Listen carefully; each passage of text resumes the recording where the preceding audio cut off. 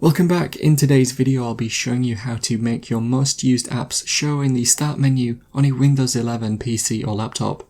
Remember to leave a like and feel free to subscribe if the video helps. Let's get into the method.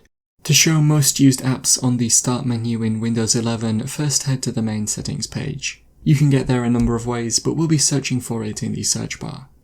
In the settings, click on Personalization from the left, and then click on Start. On the next page, all you need to do is turn on the toggle switch next to where it says Show the most used apps. Now that's turned on, you should be able to check if it has worked by opening the start menu after using a few apps. And so that is how to make your most used apps show in the start menu on a Windows 11 PC or laptop. Click the card on screen now to watch a video of mine showing you 10 easy ways you can speed up your Windows PC. Help support the channel by visiting the store, the link is in the description and at the end of the video.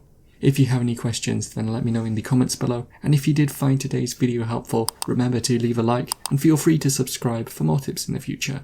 Be sure to stick around to see some of my other videos that you might be interested in. Thanks so much for watching, and I will see you in another video.